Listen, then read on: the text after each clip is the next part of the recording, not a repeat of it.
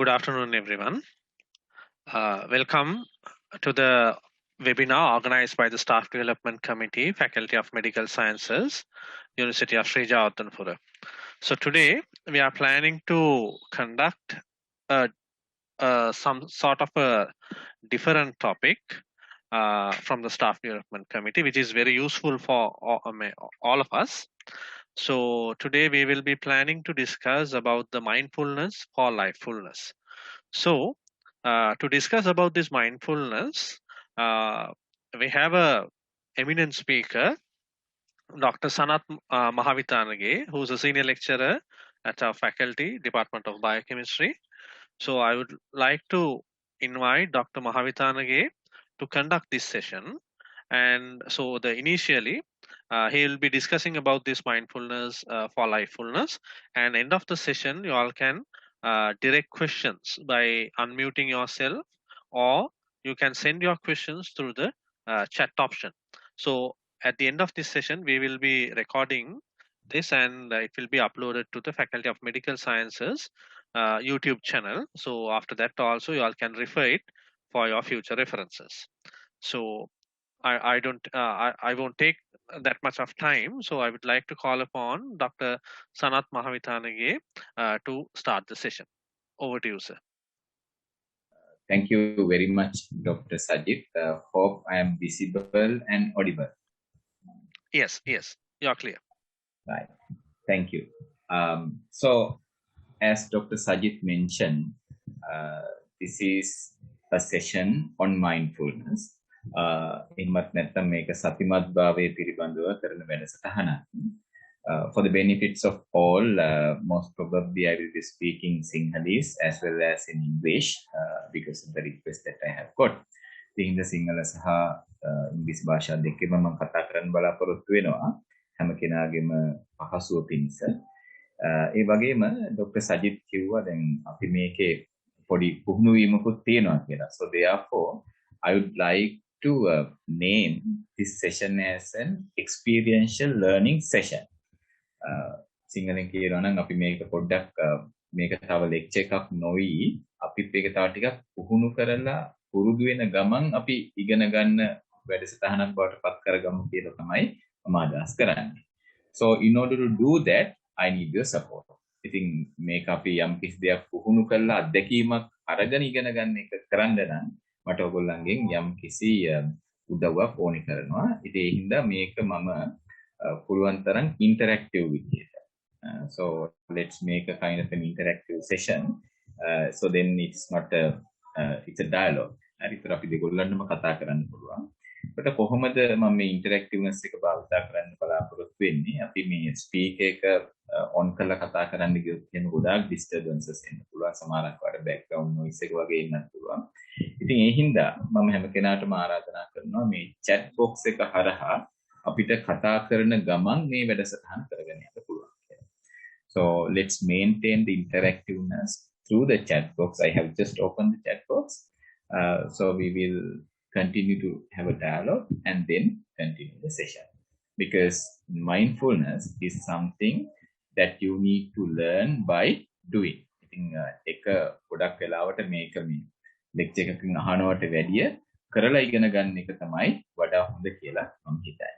So therefore, before we start, I again would like to thank Dr. Sajid and Staff Development Committee for inviting me to do this session. ඉතින් මම ඒ හැම කෙනාටම ස්තුතිවන්ත වෙන ගමන් මම මේ වැඩසටහන පටන් ගන්න මගේ presentation එක පොඩ්ඩක් load කරන්නම්. මේකේ මම ඇත්තටම කතා කරන්නේ ගොඩක් වෙලාවට මේ ආතතිය එහෙම නැත්නම් මේ stress කියන එක ගැන. but ඒ ගැන අපි වැඩි worry වෙන්න එපා. නමුත් අපිට පුළුවන් කතා කරන්න මේ සතිමත් භාවයේ අපිට කොහොමද හරියටම දැනෙන්නේ. ඉතින් මේ පටන් ගන්න කලින් මම කැමති පොඩ්ඩක් පෙන්නන්න මොනවාද අපි මේ කතා කරන්න යන්නේ කියලා. අපි බොහොම සරල කාරණා කිහිපයක් කතා කරන්න යන්නේ. there are only very simple things. මම කැමති ඇත්තටම අර කලින් කිව්වා වගේ ආතතියින් පටන් ගන්න. So I'd like to start from the stress. ඉතින් අපි ඉස්සෙල්ලාම කරන්න යන්නේ මොකද්ද? ඉස්සෙල්ලාම we try to මං හිතන්නේ ඉතින් අපි කාටත් පුහුණු දෙයක් අපිට කාටත් දැනන දෙයක් හැබැයි අපි විනාඩි කිහිපයක් අපි උත්සාහ කරනවා අපිට මේ ආතතිය කොහොමද දැනෙන්නේ කියලා බලන්න. So let's try to feel how we feel about being stressed. ඒක පළවෙනි එක. ඊට පස්සේ අපි ටිකක් උත්සාහ කරනවා whether we can measure the stress.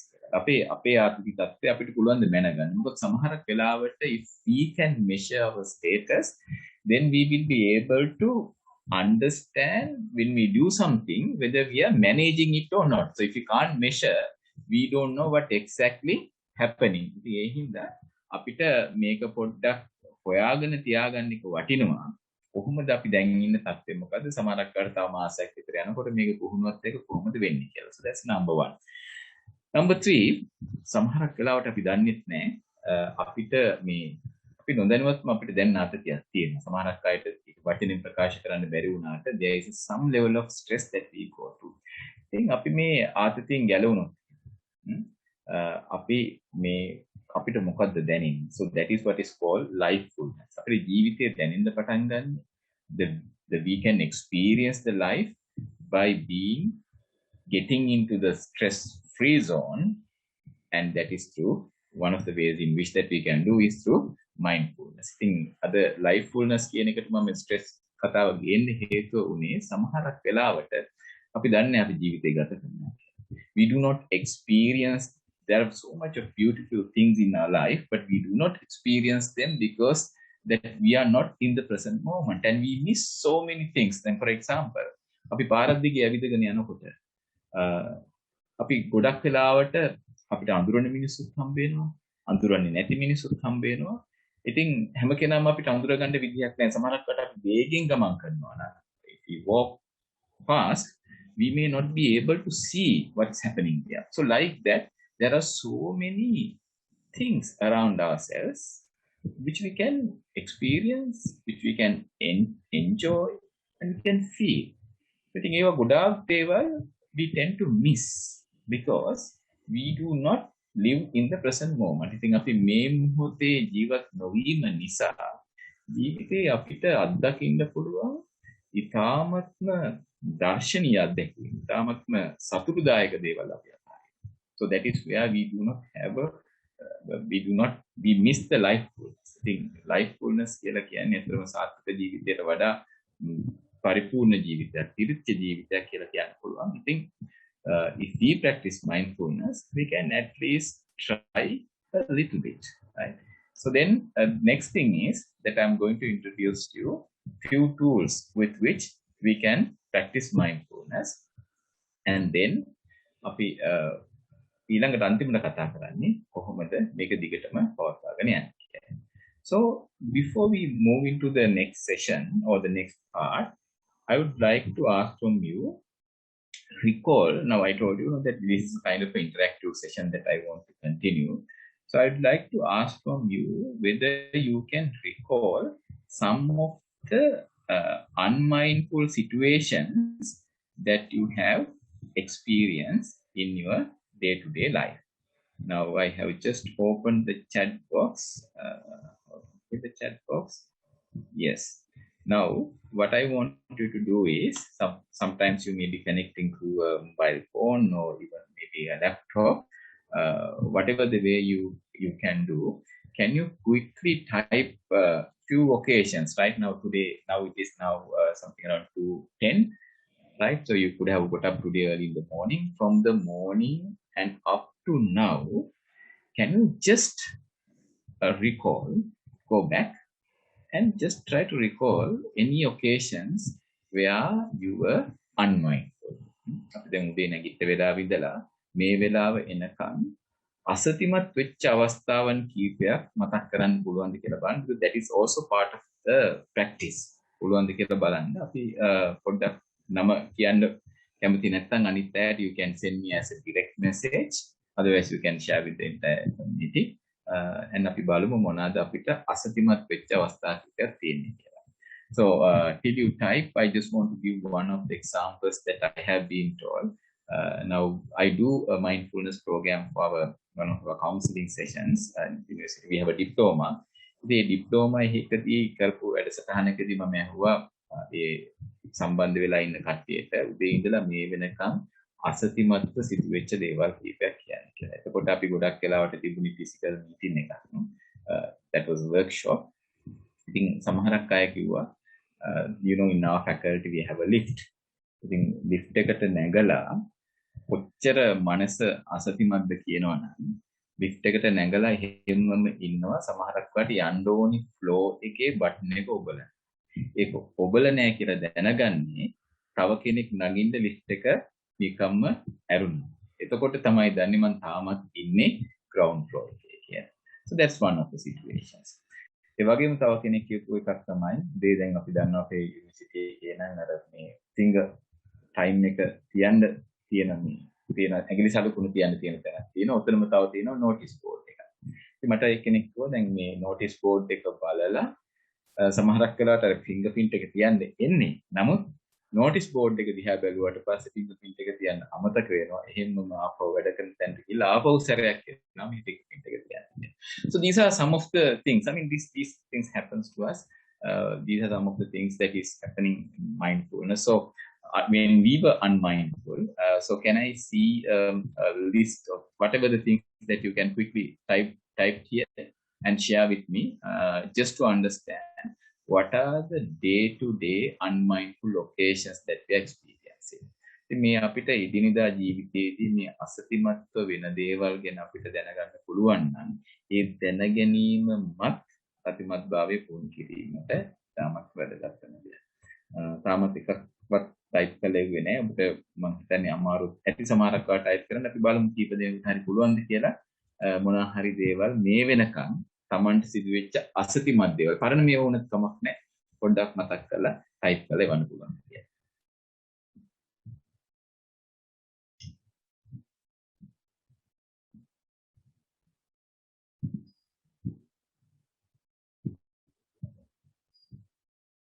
අපිට මොකද වෙන්නේ මේ අසතිමත්ව හිතියොත් කියන්නේ. දැන් ගොඩක් වෙලාවට සමහරක් අයට දකින්නවා ඒක හරි ලස්සන කතාවක් තියෙනවා. ඒකත් මම හිතන්නේ කලින් කරපු වර්ක්ෂොප් එකේම තමයි. ඒක මහත්මියක්. මේ මහත්මිය ඉන්නේ අවිස්සාවෙල්ල ඉඳලා. ඉතින් එක දවසක් අපේ යුනිවර්සිටි එකට එනකොට එක දවසක් බස් එකට නැංගට පස්සේ ඒ බස් එකේ ඉන්න හැම කෙනාම නිකන් අමුතු විදිහකට මේ මහත්මිය දිහා බලනවා. So she was so curious as to why people are looking at her like that. ඉතින් ඇයි මෙහෙම මිනිස්සු බලන්නේ කියලා බලනකොට වෙලා තියෙන වැඩේ තමයි ඇය අවිස්සාවෙල්ලට එන්නේ ස්කූටර් එක. එතකොට ඒක දාලා එතනින් තමයි බස් එකට යන්නේ. ඉතින් එදා බස් එකට නැගලා තියෙන්නේ අර ස්කූටර් එක පාක් කරාට හෙල්මට් එක දාගෙන ඉතින් මිනිස්සු බලනවා මොකද මෙයා මේ හෙල්මට් එක දාගෙන බස් එකේ යන්නේ කියලා. So that's one of the things. Then thank you so much. Someone has sent me an example. Yes, now forgetting where I have put my phone. දැන් මේක ගොඩක් වෙලාවට අපි අපේ ස්පීක් මේවා ටික පොඩ්ඩක් මියුට් කරගමු අපේ මයික්‍රොෆෝන්ස් ටික. නැත්නම් අනිත් පැයටත් පොඩ්ඩක් ඩිස්ටර්බ් වෙනවා. Dr. Sajit, I think you are the host. So in that case, please ensure that everyone switch off their mics. Thank you. එතකොට එක තමයි අපි දැකලා තියෙනවා මේ ෆෝන් එක තැන් වල දාලා අපි හැමතැනම හොයනවා. අන්තිමට වෙන්නේ ගෙදර ලෑන්ඩ්ලයින් එකක් තියෙනවා නම් හරි වෙනත් ෆෝන් එකක් තියෙනවා නම් හරි ඒ ෆෝන් එකෙන් අර අනිත් ෆෝන් එකට කෝල් එක දීලා ඒ රින් ටෝන් එක හරි වයිබ්‍රේටර් ටෝන් එක හරි යනකොට තමයි අපිට ඒ ෆෝන් එක හොයාගන්න පුළුවන්. ඉතින් ඒ දේවල් ගොඩක් වෙනවා. සමහරක් වෙලාවට සම්පූර්ණ සයිලන්ට් මෝඩ් එක දාලා තිබුණොත් එimhe ෆෝන් එක මුළු දවසම අපි හොයන වෙලාවට තුනක් තියෙනවා. So this is one of the things. Any other examples? So before we move into the section. So these are very common things. දැන් සමහරක් වෙලාවට ඔබ දැකලා ඇති අපි කාර්යාලයට ගිහිල්ලා ගෙදරට කෝල් එකක් දීලා අහලා බලනවා. පොඩ්ඩක් බලන්න මේ අයින් එක ඔෆ් කරාද කියලා. උදේ රෙදි මැද්දා එතකොට අයින් එක ඔෆ් කරාද කියලා මතක නැහැ. So these are the things that happens to us in our day-to-day life where certain things we forget. And these are not only the unmindful occasions that we go through. There are so many other examples that we can actually consider from our day-to-day life. There are situations where we get into being so emotional. දැන් අපි සිංහල භාෂාවෙන් කිව්වොත් එහෙම සමහරක් වෙලාවට අපි අපේ ගොඩාක් වෙලාවට It may be an embarrassment, or it may be an uneasy situation that we have experienced, or it may be a situation where someone has come and scolded us. So when this type of things happen, sometimes you might have seen that we are overwhelmed by our emotions. Getting angry. So where you can see your tone is going up, your body language changes, your facial expression changes, and sometimes there are people who can't control their body language, and they express various manifestations of anger. So that is also another manifestation of unmindfulness. Some people even go into the extreme end of being unhappy. So it may occur, what we can see is that when we are experiencing all these things, we are not in the present moment. And either we are living in the past, or either we are living in the future. So you all have, that how you experience the unmindfulness or the stress. But then the next question is that there's a beautiful thing that I would like to explain you, that this stress is actually very subjective. But before that, I just want to share with you. The World Health Organization is saying that we are now going through a pandemic, but actually the World Health Organization is telling that the next health epidemic is the stress, right? So it's actually going to come. So we will the key thing that I want to discuss is that the stress is basically mind driven thing, and it's a highly it's depend on the environment. මේ ආර්ථිකය කියන එක එන්නත් අපිට මේ දැනෙන දේ හරියම subjective. ඒකට මම පොඩි උදාහරණයක් දෙන්න කැමතියි. I really want you to again get interactive with me. I just open the chat books also. Now there are two situations here, right? So this is based on the research. Just type your honest opinion. Then make a පරීක්ෂණයකින් ගත්ත දෙයක්. So the number one, you can see the number one picture to my left hand side, and the next picture is to my right hand side. For the what is the picture in the left hand side, which is number one, is a police officer attending to a paperwork. පළවෙනි පින්තූරේ තියෙන්නේ මගේ වම් අත පැත්තේ police නිලධාරියෙක් යම් කිසි paperwork එකක් කරන එක. The second picture is a group of police officers, maybe chasing behind a thief, or I don't know. I mean, they may be attending to someone which is at high risk, right? So that's the second picture. Now, that's the second one. So can I see the answers? Which one, your honest answers, right? So, which one do you think that the most stressful for an average police officer? Number one or number two? If you feel number one, just type number one. If you feel number two, just feel number one. So, yes, Dr. Sajid is saying number one. Again, number one. What about the others? Fast. We don't have much time. So number one or number two? Everyone is saying number one, but anyone else is telling number two. Number one, number two. Yes, I see number two. Who else? Number two. Yes. Right. So we have good participation here. So I still didn't see. Okay, number one again, number two again. Right. Again, number two. Yes. What about the others? We have nearly 40 participants. Number two again. Yes. So if I analyze visibly, number one, thank you so much. Thank you so much for your interactiveness. So let's keep this interactiveness going. So when I analyze, what see is that it's 50-50. Some says number one, some says number two. Actually, based on the research they have published it, what they say is that on average, those who attend into a paperwork is highly stressful than chasing behind the thief, etc. Right? So doing something to risky thing. So this is very highly subjective phenomena. But still, it depends on you.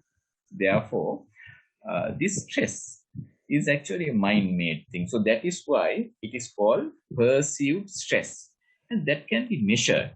Now, what do you mean by perceived stress? මේකට මම බොහොම සරල උදාහරණයක් කියන්නම්. අපිට දැනෙන ආතතිය කියලා කියනවා perceived stress. Now you know that when I was a small child, I'm just sharing one of my stories so that you will understand what the perceived stress is. That when I was a small child, I still remember that my mother taking me to the hospital to get the vaccines. Right? So පොඩි කාලේ තියෙනනේ පොඩි vaccines ටික.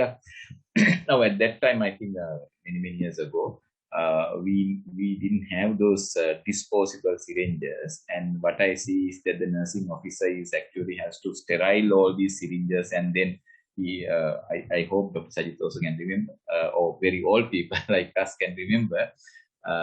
Earlier we haven't had those disposable syringes, so the syringes and these needles particular needles has to be sterile and then fixed into the syringes and use this thing. So sometimes when the nursing officers do those things as small children, we used to see those things, and then and there we started crying. මේ කටු ටික ලෑස්ති කරනකොටම මේ needles ටික ලෑස්ති කරනකොටම අපි අඬන්න පටන් ගන්නවා. Even the needle has not actually even come closer to our hand. I mean, මේ මොකද අපි කියන්නේ syringe එක කටුව ළඟටවත් ඇවිල්ලා නැහැ. නමුත් අපි අඬන්න පටන් ගන්නවා. Why we are crying? Why we started feeling the pain well before the needle touches our hand? That is what is called perceived stress. And I have heard that a lot of people are saying that when now, you know, most probably I think most of you all have gone to a dentist. So what some says is that the time that you get an appointment from to see a dental doctor, you started feeling the pain.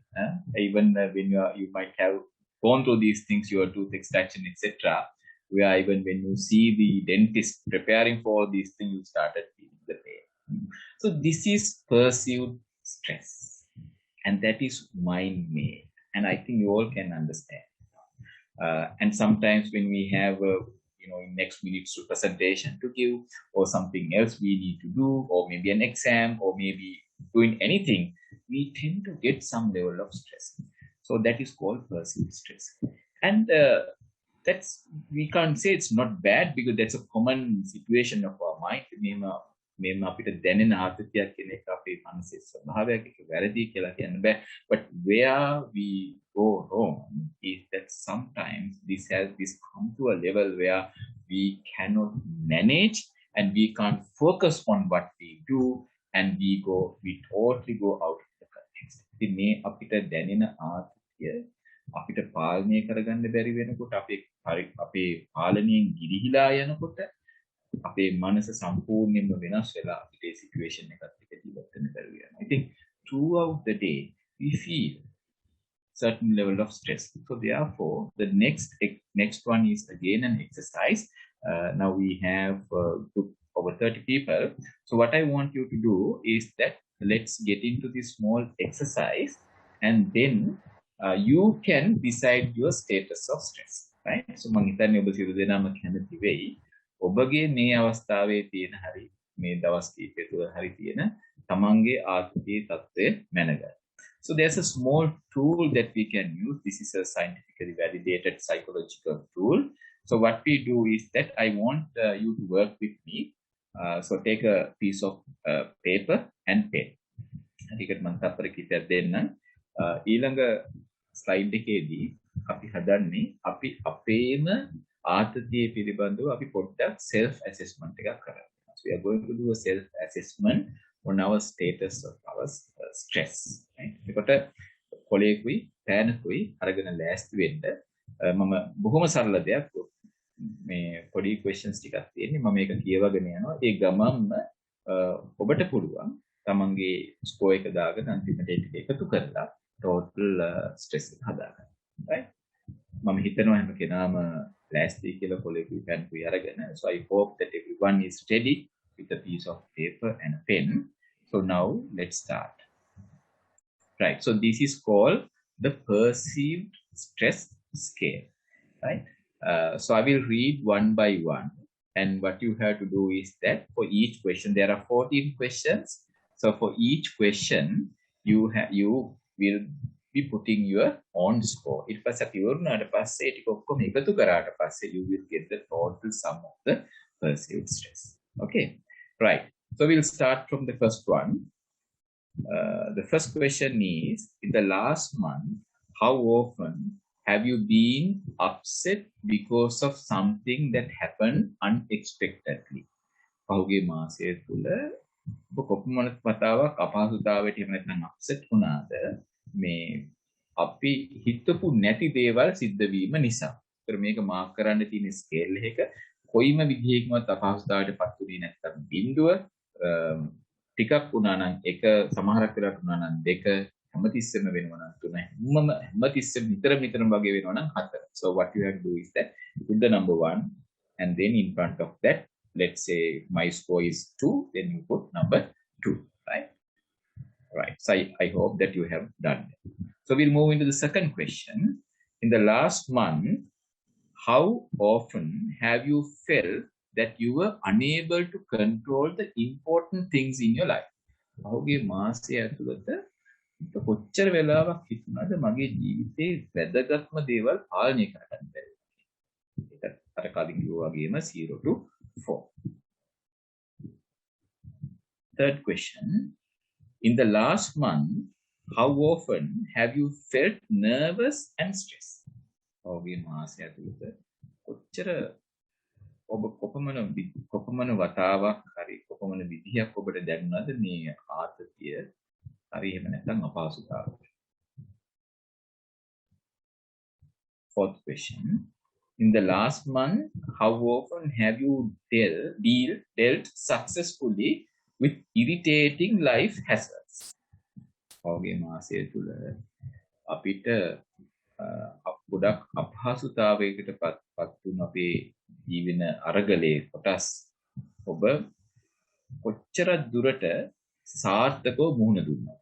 අපිට එදිනදා ජීවිතේ අපි දන්නවනේ සමහරක් ඒවා argument, සමහරක් ඒවා ප්‍රශ්න, මේවා කොච්චර දුරට සාර්ථකව අපි මුහුණ දුන්නාද කියන එක. මේක මතක තියාගන්න, this is a reverse order question. කවදාවත් නැත්තම් බිඳුව නෙමෙයි, දැන් 4 it was very often කියලා තිබුණා බිඳුව. So remember about the scale. It goes from 4 to 0. Fifth one, in the last month, how often have you felt that you were effectively coping with important changes that were occurring in your life? පහුගිය මාසය ඇතුළත ඔබගේ ජීවිතයේ සිදුවන වෙනස්කම් ඔබ බොහොම හොඳට සැලකිය විදිහට ඔබ කොච්චර දුරට පාලනය කරගත්තා? එකක් ඇත්තටම රිවර්ස් ස්කෝර් එකක්. කොහොමද පාලනය කරගන්න බැරි වුණා නම් ස්කෝර් එක වැඩි. හොඳට පාලනය කරගත්තා නම් ස්කෝර් එක බිඳුවයි. Sixth one, in the last month, how often have you felt confident about your ability to handle your personal problems? So ඔබගේ පෞද්ගලික ප්‍රශ්න කොච්චර දුරට ඔබට පාලනය කරගන්න පුළුවන් වුණාද කියලා ඔබට විශ්වාසයක් තිබුණාද පහුගිය මාසය තුළ? කොහොමත් නැත්තම් 4 හොඳ විශ්වාසකින් මම මගේ ප්‍රශ්නය විසඳගත්තා බිඳුව. In the last month, හත්වෙනි question එක. In the last month, how often have you felt that things were going your way? ඔබ හිතන ආකාරයට මේ ඔබගේ ජීවිතයේ කටයුතු සිද්ධ වෙනවා කියලා ඔබට පහුගිය මාසයේ ඇතුළත කොහොමද හිතුනේ? මට හැමතිස්සෙම එහෙම හිතුණා කිව්වොත් එහෙම, how often have you felt that things were going on your way? 4 almost never. කෙනෙක් කොහොමත් මේ හිතෙන්නේ නැත්නම් 4 ඒ හැමතිස්සෙම හිතුණා මට ඕන විදිහට තමයි මේ හැම දෙයක්ම වෙන්නේ කියලා. එතකොට in the last month, next question, how often have you found that you could not cope up with all things that you had to do? දැන් ඔබට කරන්න තියෙන දේවල් වලින් පහුගිය මාසය තුළ මේවා කරගන්න බැරි වෙයි කියලා ඔබට කොච්චර දැනුණා? කරගන්න බැරි වෙනවා. ඉතින් නැත්තම් බිඳුව හැමතිස්සෙම හිතනවා. Ninth question. In the last month, how often have you been able to control irritations in your life? අපිට මේ irritations එන්න නැත්නම් අපිට මේ ඇති වෙන අපහසු අසහනකාරී තත්ත්වයන් කොච්චරක් දුරට පහුගිය මාසය තුළ පාලනය කරගන්න පුළුවන්. 10th question. In the last month, how often have you felt that you were on top of things? ඔහුගේ මාසය තුළ මම මෙහෙම වැඩක් හොඳට කරනවා කියන්නේ. මේක ඩිරෙක්ට් ට්‍රාන්ස්ලේෂන් එකක් කියන්නේ. දැන් කොච්චරක් දුරට ඔබට හිතුණාද? 11. In the last month, how often have you been angered because of things that happened that were outside of your ඔහුගේ මාසය තුළ ඔබට කොච්චර කොපමණ වතාවක් කේන්ති ගියාද මේ ඕන දේ Tamanට ඕන දේවල් Tamanට ඕන විදිහට සිද්ධ වෙන්නේ නැහැ. Number 12. In the last month, how often have you found yourself thinking about things that you have to accomplish? ඔහුගේ මාසය තුළ මේ නිතරම අපිට ඔළුවට වද දෙනවනේ මේක මම ඊළඟට කරන්න ඕනේ මේක ඊළඟට කරන්න ඕනේ මේක ඊළඟට කරන්න ඕනේ කියලා. මෙන්න මේ විදිහට කොපමණ දුරට ඔබට මේක වදයක් බවට පත් වුණා. පොදාවත් නැත්තම් බිඳුවයි හැමතිස්සෙම මේක දැනනවා නම් 4. 13. In the last month, how often have you been able to control the way you spend time? ඔහුගේ මාසය තුළ ඔබට කොච්චර හිතුණද මම මගේ වෙලාව මට ඕන විදිහට මම පාලනය නැත්තම් මගේ පාලනයෙන් ගිලිහිලා නැහැ කියලා කොච්චර හිතුණා. අන්තිම ප්‍රශ්නය, the last question. In the last month, how often have you felt difficulties were pulling up so high that you could not overcome it? ඔහුගේ මාසය තුළ මේ ප්‍රශ්න කොච්චර තියෙනවද කිව්වොත් එහෙම ඒ ප්‍රශ්න හින්දා මට මොනම විදිහකින්වත් ඉස්සරහට එන්න වෙන්නේ නැහැ කියලා කොච්චරක් ඔබට හිතුණා. Never නම් 0 very often. තප්පර කීපයක් let's spend a few seconds to have the sum. මේ ටික ඔක්කොම එකතු කරලා බලන්න එකතුව කීයද කියලා. Right. So I don't want you to share your personal score with the entire team. But if anyone, but I think that's good that if you can share that with me, so that anonymously I will tell those share those numbers with the team. හැම කෙනාම තමන්ගේ දැන් සම්පූර්ණේ ගත්තම ඒක තමයි සම්පූර්ණ ආතතිය පිළිබඳව හම්බ වෙන ලකුණු. ඉතින් ඒක මුළු group එකේම share කරන්නේ නැතුව මට එවුවනම් මට ඒක නම කියන්නේ නැතුව අනිත් පැත්තට share කරන්න පුළුවන්, because that is important. That's the next exercise that we are going to do, because there are no cutoff values for this type of scales. So can I see the if any volunteers who can share their values with me, that would be really great. So you can send so it's actually only Dr. Sajid can receive those answers. No, everyone or Sajid Davidson. Dr. Sajid, can you make me a host so that I can receive those marks? Is that possible, Dr. Sajid?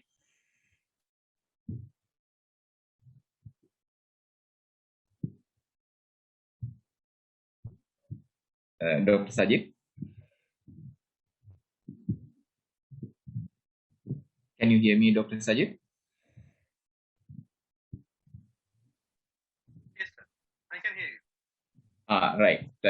Can you make me the host so that they can directly send the answer, the total scores to me? Is that possible? Right.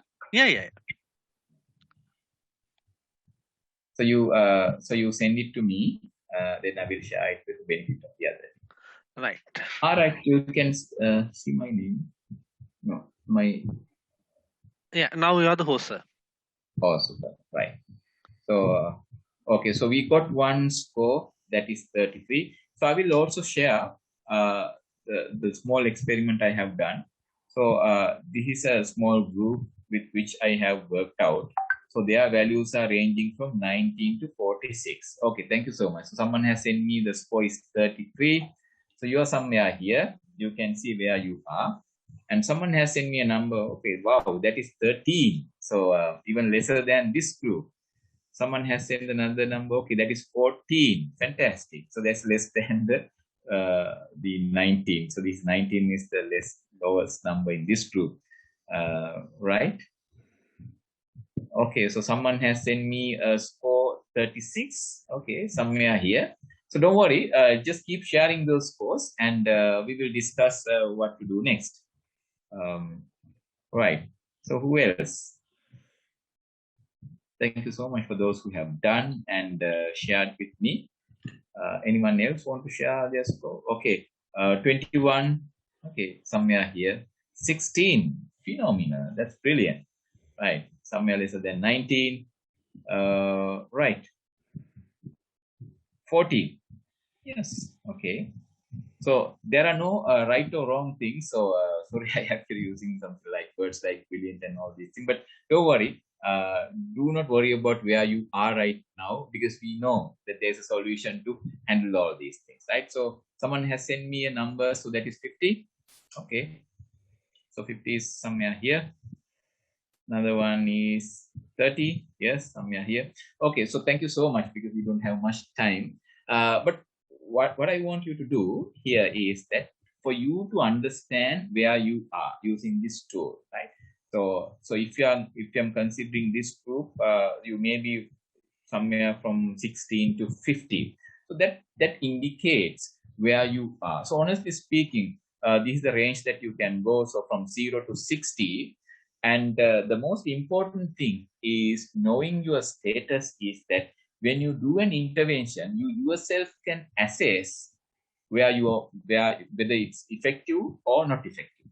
Then මේ විදිහට අපි මේ තමන්ගේ தත්ත්වය දැනගෙන ඉන්න එක, score එක දැනගෙන ඉන්න එක ඒ වටිනාකම තමයි අපි මේක කරගෙන යනකොට අපිටම පුළුවන් අපිව ඇසෙස් කරගෙන බලන්න, අපිම අපව මේක කරලා බලන්න පුළුවන් මාසෙකින් පස්සේ මේ මම කරගෙන යන මේ අභ්‍යාසය මට හරියනවද නැද්ද කියලා. Then you can again consult and then start.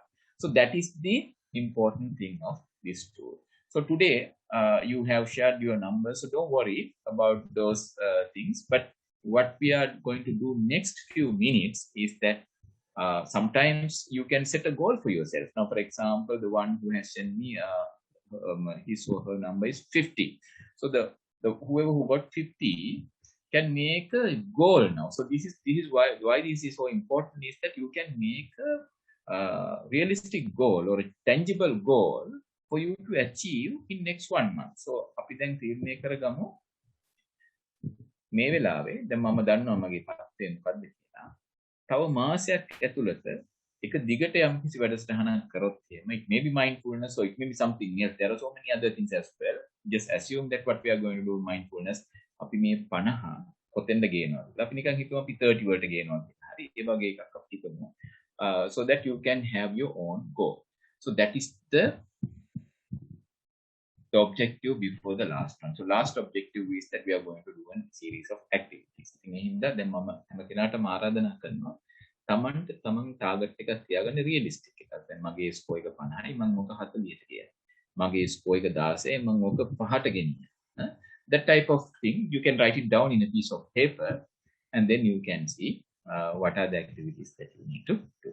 So thank you so much for getting so interactive. So I have got really a good crowd today. Well, now let's move into the next session. Now let's try to understand how do we feel when we are not stressed. දැන් අපි ඊළඟ වෙලාවේ අපි පාවිච්චි කරන්නේ අපිට ආතතියක් නැතිකොට අපිට දැනෙන්නේ කොහොමද කියලා පොඩ්ඩක් උත්සාහ කරලා බලන්න. මොකද්ද අපේ මොන විදිහේ දැනීමක්ද අපිට තියෙන්නේ කියලා. Because one of the reasons is that when we are disturbed, why we are saying even it's a disturbances. Now let's assume a scenario that now I am giving this talk, or we are doing this session, right? So my phone is somewhere here, and then there are people who are in front of me going here and there.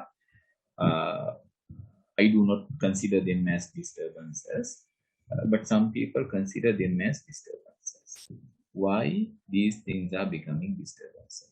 Because it is not a disturbance. So what is happening in front of you, what is happening surrounding you, is not a disturbance as far as you do not consider it as a disturbance. මට මේක පහුවෙනකොට මම explain කරන්න. අපි මේ විදිහේ මම මේ කතාව කරනකොට වුණත් මේ වටපිට බාහිරින් ගොඩාක් දේවල් සිද්ධ වෙනවා. ඔයගොල්ලන්ට පේන්නේ මේ වටේ තියෙන දේවල්. මගේ ෆෝන් එක දිගටම රින් වෙනවා. තව ඉස්සරහින් මේට කට්ටිය යනවා. ඊට පස්සේ ඔය හිටි ගමන් කොහෙන් හරි චූම් පානුත් යනවා එනවා. Which is unavoidable now in Sri Lanka for whatever the ඔයගොල්ලෝ දැකලා ඇති whatever the මේ වගේ කරන programs වල ගෙවල් ඉඳලා කරනවා නම් චූම් පාන් සද්ද තියෙනවාම තමයි. ඒ වගේ ගොඩාක් දේවල් මේ බාහිර පරිසරයේ සිද්ධ වෙනවා which you can't see. This is only the camera. What you can see is through the camera. හැබැයි ඒ එකම දෙයක්වත් මම එහෙම කතා කරනකොට ඒ කිසිම දෙයකට හරි අමාරුයි මාව ඩිස්ටර්බ් කරන්න. මොකද මම ඒ එකක්වත් මට ඩිස්ටර්බන්ස් එකක් විදිහට වෙන්නේ නැහැ කියන ඇටිටියුඩ් එකකින් ඉන්නේ නැහැ. So as far, in other words, if you are not responding or if you are not reacting to those things, they will never ever be able to disturb. So basically, we are disturbing that particular object of disturbance. If you gain the skill of not disturbing those objects, you will never get disturbed. ඉතින් මේක ටිකක් හරි අමාරු දෙයක් පොඩ්ඩක් තේරුම් ගන්න. නමුත් අපි මේ අභ්‍යාසයත් එක්ක කරලා බැලුවම ඔබට ඒක හොඳටම තේරෙයි. කොහොමද අපි මේ කොච්චර distractions තිබුණත්, බාහිර පරිසරයේ කොච්චර කරදර තිබුණත් ඒවා ගණන් ගන්න තු ඉන්නව නෙමෙයි. ඒවා ඒක ඇක්ටිව් දෙයක්. නමුත් ඒ වගේ අපි disturb නොවී ඉන්නේ කොහොමද? So that's what's called zero stress life. ඉතින් අපිට මේ zero stress life එකක් ගත කරන්න පුළුවන්. stress free life එකක් ගත කරන්න පුළුවන් නම් perceived stress එක අවම life එකක් ගත කරන්න පුළුවන් නම් that is what is called the life fullness.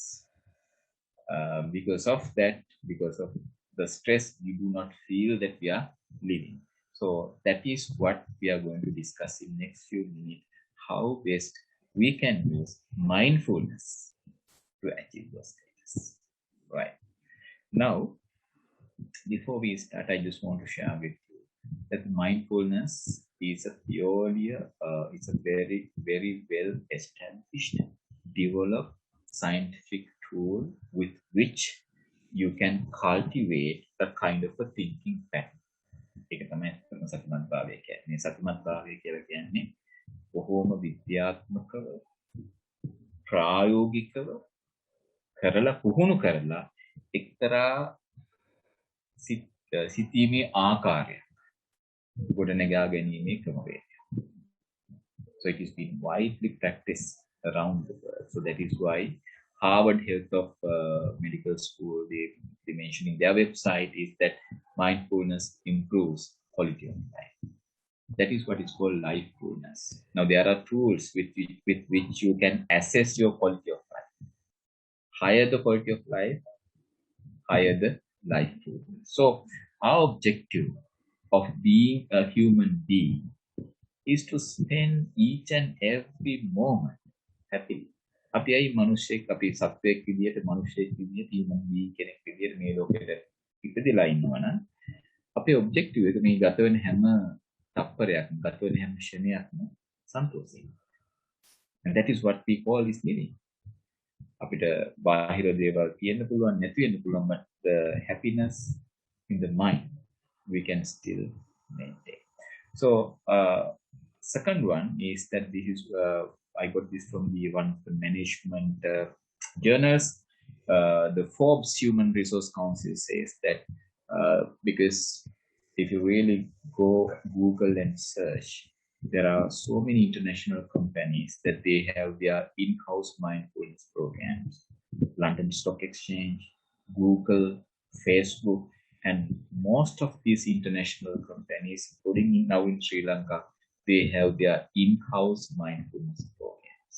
And that is part of their human resource management strategy. So the Forbes, one of the Human Resource Council, they say that employee who practice mindfulness gain 62 minutes extra productivity each week and can go to sleep less stress, less pain, and have a better sleep. When you practice mindfulness, and this is a small picture that I have shown you, that you can experience all these things. When you keep on practicing mindfulness, you can see your ability to attend, your focus, your flexibility, your creativity, your speed to work, your memory, everything is improved. You can experience it, and I will give you some other facts with which you can do this thing. So therefore, there's no wonder that why your capacity increases, why your memory improves, and why your productivity goes up when you keep on practicing mindfulness. So now this is being used as a kind of panacea around the world in order to improve the happiness, effectiveness and all these things. ඉතින් ඒ හින්දා මේ සතිමත් භාවය කියන එක ලෝක පුරාම පිළිගත් විද්‍යාත්මක සංසිද්ධියක් විදිහට භාවිතා. So now, what is mindfulness? Now you may be curious to understand now what is this mindfulness? But me සතිමත් භාවය කියලා කියන්නේ. එතකොට Professor John Kabat-Zinn is the first or she's a professor in psychiatry as well as psychology, is the first to introduce mindfulness into mainstream of medicine. So in a simple way, what mindfulness is, that it is the status of being conscious of the present moment. මේ වෙලාවේ මොකක්ද වෙන්නේ කියන එක ගැන අපි අවදිමත් නම්, මේ වෙලාවේ මොකක්ද වෙන්නේ කියන එක අපි දන්නවා නම්, that is what is called mindfulness. So there are various different definitions, and definition change from the person to person, because මේක හරි ලස්සන කතාවක් තියෙනවා. Now when you start practicing mindfulness, the way in which the beginner feels is different when you go higher in the ladder, right? The textbooks definition ඕන තරම් දුන්නට ඔබ සතිමත් භාවය පුහුණු කරන්න පටන් ගන්නකොට මේකේ මේ definition එකේ තේරුම සැරින් සැරේට වෙනස් වෙනවා. ඒ හින්දා mindfulness කියන්නේ මොකක්ද කියලා practice කරන 10 දෙනෙක්ගෙන් අහුවොත් උත්තර 10ක් තියෙනවා. textbooks වල එකක් දෙකක් තියෙන්න පුළුවන්. නමුත් the reality is that it can be diverse, because there's a nice example or analogy I can explain you. Just assume a kind of a spring, right? මේ spring එකක් ගත්තොත් එමත් මේ පහළ ඉඳලා මේ විදිහට මේ circle එකක් වගේ මෙහෙම උඩට තියෙන එකක්. කල්පනා කරන්න මේ කූඹියෙක් යට ඉඳලා මේ උඩට නැගගෙන එනවා. නැගගෙන එනකොට ඔහු උඩට එන්නේ, මේ කූඹිය උඩට එන්නේ. හැබැයි උඩට ආවට මේ යන්නේ මේ පාත් එක මේක ස්පයිරල් එකක් හින්දා එනේ ඒ හැම සැරේම ඔහුගේ මූණ තියෙන ඩිරෙක්ෂන් එක වෙනස්. Right? So direction at which that he face is different. So therefore උඩට ගියා උනත්, depending his or her level, the way he or she will understand what mindfulness may be. I think that again ආත්මේ definitions කියන වැඩි කලබල වෙන්න එපා. හැබැයි අපිට දැනෙන්නේ කොහොමද කියන එක මම කියනවා. So in a nutshell, මේ රූපෙත් අපි පේනවා, you can see the person in the left, there are so much of thoughts going in his mind, and the person in the right, what is there in the mind is only what he or she can see. සරලම උදාහරණයක් කියන්නම්. Just assume a scenario that you get into a kind of a heated argument in the morning. Then අද උදේ මොකක් හරි ලොකු බරපතල සාකච්ඡාවක් ගියා. So the argument has happened. Sometimes you may be unhappy with the situation, or sometimes you may be not satisfied. You name it, right? But once the argument is over, again, maybe 1 minute after or 5 minutes after, what happens is that we are regenerating that thought in our mind. අපි ඒක ආපහු අපි කියන rumination of thoughts කියලා. මේ ඒ සිතුවිල්ල වමාරන. When we go for lunch, we do the same. And even we work throughout the day, and when we go to bed, අපි ආපහු සැරයක් කරක ruminate. ඉතින් මේ විදිහට අපි දවස පුරාම අර සිද්ධ වෙච්ච සිටුේෂන් එක වමාරන. ruminate. So more we ruminate, there's another thing also happen. The more we ruminate, we add bits of pieces to it. For example, let's say you get into a heated argument with someone else, and the second or third or fifth time when you're ruminating, you may be adding something that I might not have said that. Or I should have told this also. Sometimes you are running the same thing in your mind. Is සංවාදත් එක අපි මේ සමහරක් වෙලාවට you might have seen there are people who can control their things going on in their mind, and they even speak. But that's සමහරක් වෙලාවට අපිට ඒක කොච්චර පාලනය කරගන්න බැරුණාද කියන මේ කටි නිකම්ම කියනවා. So it's a rumination of thoughts. So අපි නිින්දට යන්නේ අර කාපෝ සැරයක් ruminate. උදේම නැගිටිනකොට What the first thing comes to mind? That situation. හැබැයි දැන් පොඩි වෙනසක් තියෙනවා. දැන් අද මම උදේ යනකොට ආපහු සැරයක් ඒ පුද්ගලයා හමුවට මම මුහුණ දෙන්න කියලා. Now you jump into the future. So now your mind stays or basically wanders the past and the future. ඒක හරියට volleyball එක. Only a fraction of second stays in the middle, but most of the time in the both, in the both sides, either past or future. So if you really look at in research, they say is that at least 50% of our time, the daily time, we let our minds to wander. සාමාන්‍යයෙන් අපි කියනවා 50ක් විතර අපේ දවසේ කාලේ අපි හැමතිස්සෙම මේ මනසට එහෙම දුවන් ඉඩලා තියෙනවා. ඔබම හිතලා බලන්න. සමහරක් වෙලාවට අපි there are certain things we do mechanical. සමහරක් වෙලාවට ලොකු අවධානයක් ඕනේ. සමහරක් වෙලාවට අපි හිතමු උදේට දත් මදිනකොට. Or when we are having a wash in the morning. that අපි toothpaste එක දාලා මේ brush එක මෙතන ගෙනියන්න විතරයි ඕනේ. ඉතින් ඔක්කොම mechanically සිද්ධ වෙනවා. අපි කියන්නේ මේකට we can define this as autopilot mode. Autopilot mode is a situation where the pilot press a button and then the flight goes off. ඒ වගේ සමහරක් කාට අපි මිදුලක් අතු ගන්න. It happens. But our mind, we let our minds wander and think these various things. Or even when we are having a shower, or when we are having a meal, or sometimes when you are watching the TV. A good example is that මම ඔයගොල්ලන්ගේ අහුවොත් එහෙම අපි ගත්තොත් එහෙම මේ you may be listening to so much of songs, right? අපි සින්දු අහනවානේ. තම කෙනාට මතක තියෙන්නේ මේ සින්දු වල මූලික පද පෙළ කීපෙ විතරයි. What happens is that when you listen to the song and මේ මූල ටික ඇහුනට පස්සේ සින්දු කොච්චර ලස්සන වුණත් ඒ සින්දුවේ හින්දාම අපි අපේ ලෝකෙට. So after that we are not actually listening to the music, the song, we are just thinking our own things. So we don't know. Even sometimes the song is over, we don't know whether the song is over. So there are many situations in our life we let, or sometimes we do that actively, or we forget, or we do not care, we do not take care. We let our minds to wander.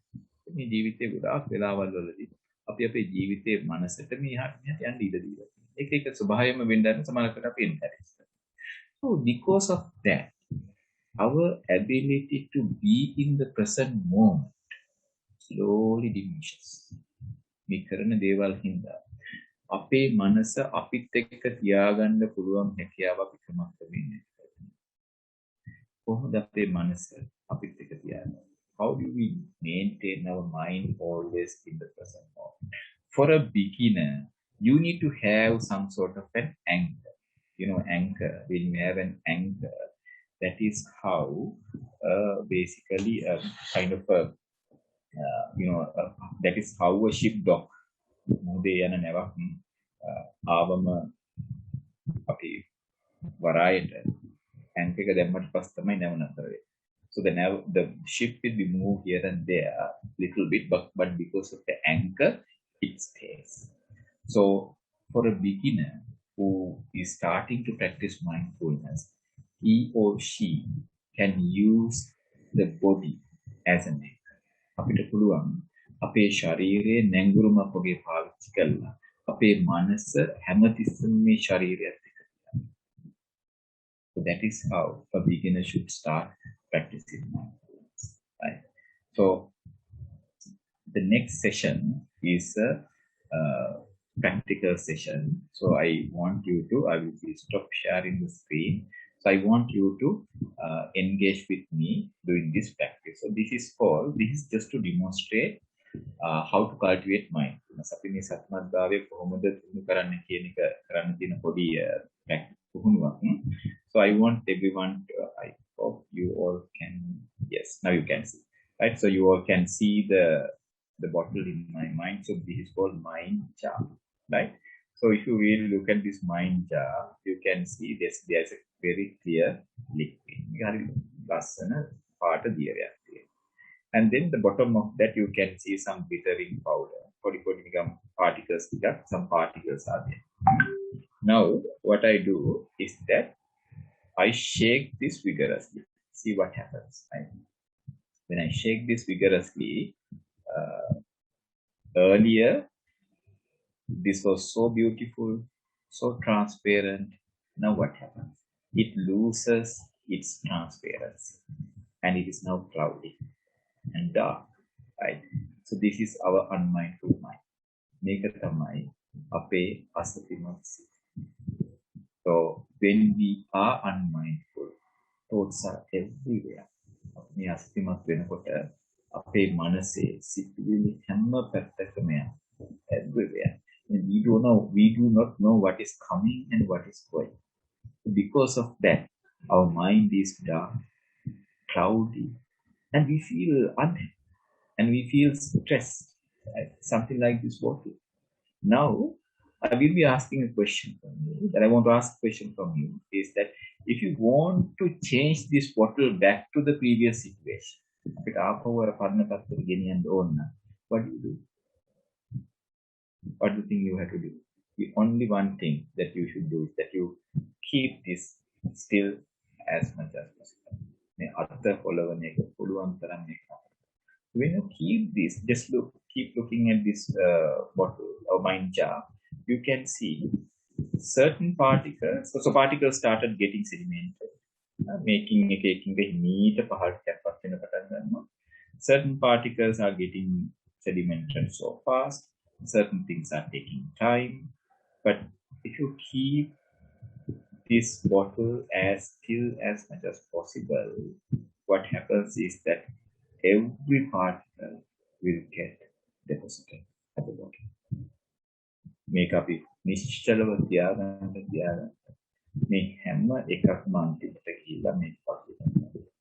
And that goes back to the previous situation where it is a crystal. Now, this is the basic principle of mindfulness. So when you are unmindful, just consider a situation where next time you get into anger mode, you feel unhappy, you feel overwhelmed. You may be angry, right? Your mind is like that, dark, cloudy, you're feeling stress. What we do in order to calm down our mind is that what we conventionally learn is that we try to suppress those thoughts. අපේ මේ හිතවිලි මේ විදිහට ඇවිල්ලා මොනවද යනකොට අපි පුරුදු වෙලා ඉන්නේ පරණ පාරම්පරික විදිහට ගතානුගතික විදිහට අපේ සිතුවිලි යටපත්. ඒ නැත්නම් අපේ සිතුවිලි වෙනස්. We tend to listen to music or we tend to talk to someone else. We do various things with which we are trying to shift our attention. That is not mindfulness. ඒක හරියට අර rubber බෝලයක් අපි අතට අරගෙන වතුර යටට දාලා තද කරගෙන ඉන්නකොට අත තියෙන තාක්කල් රබර් බෝලේ තියෙන. අපි අත ගත්ත ගමන් එකපාරට. So mind also doesn't like suppression. More you try to suppress, more your mind will try to respond, react, and you feel stress. But this one, what I did here, I did a very passive thing. The මේකෙදි මම කරේ හරීම කිසිම බලෙන් ආයාසයෙන් කරපු දෙයක් නෙමෙයි. I just watched. Like that, you can master the art of observing your thoughts in the mind in a non-judgmental way. So that's a term. අපි කියනවා සිංහලෙන් කියනවා තීන්දුව තීරණයක් නැතුව. Non-judgmental way. What will happen is like this glittering, the pieces of glittering powder got deposited. All our thoughts also slowly subsides by their own, effortless. Now, when you are looking at these glittering particles, right? You haven't had any special interest. දැන් මේක ඉක්මනට පහත් වෙන මේක ඉක්මනට පහළට යන්න ඕනේ මේක තව ටිකක් පහළට යන්න ඕනේ මේක ඉන්දියාට කමන්නේ කියලා අපි කොයි වෙලාවකවත් හිතුවේ නැහැ. We never thought of we never have a special attention to each and for whatever the particle. අපි මේ කිසිම particle එකක් දිහා විශේෂත්වයක් කරේ. We were looking at the same perception. No any judgment. අපි හිතුවේ දිහාට අපි බැලුවොත් එimhe අපේ හිතුවේ දිහා අපි දන්නේ නැහැ අපි So what happens is that it considers a scenario that an anger is coming, what we are doing is that we are adding more and more and more thoughts to that. And that's not non-judgmental, right? And then it creates an incessant stream of thoughts. මේක අපිට නතර කරගන්න බැරි අනවතර සිතුවිලි සමුදායක් බවට පත් වෙලා තියෙනවා. ටික වෙලාවක් යනකොට අපි සිතුවිලි වලින් යටපත්. So that is what happens when you got into anger or any other negative emotional situation. So the question to me is that to bring this bottle back to that cloudy status to crystal clear status, I did only two things. The first thing is that I keep my hand steady as much as possible. The second thing is that I just observe. So we can apply the same thing to our mind as well. So when there are a lot of thoughts are going on, maybe under stress or we may be angry, we just let the mind to be there and just observe the thoughts without forming any opinion or without getting into any judgment, which is called non-judgmental awareness. So when you master the art of cultivation of non-judgmental awareness, what happens is that this is the other characteristic of this mindfulness is that initially you may have to do that with an effort. මුලදී ඔබට මේක ටිකක් මහන්සි වෙලා ආයාසයෙන් කරන්න වෙනවා මේ සිතිවිලි දිහා මෙන්න මේ විදිහ ආකල්පයක් ඇති කරගන්න. හැබැයි කාලයක් කරගෙන යනකොට මොකද වෙන්නේ? මේක ස්වභාවයෙන්ම සිද්ධ වෙන දෙයක් වෙනවා. Good example is that I hope that you all have a driving license. දැන් මතක් කරලා බලන්න ඉස්සරම මුලින්ම ඉගෙන ගන්න කාලේ you have to think about the steering wheel, you have to think about the brake, you have to think about the accelerator, you have to think about the clutch, gear, everything. But when you master the art of driving, you drive it, right? So even you can drive it talking to someone else or listening to music.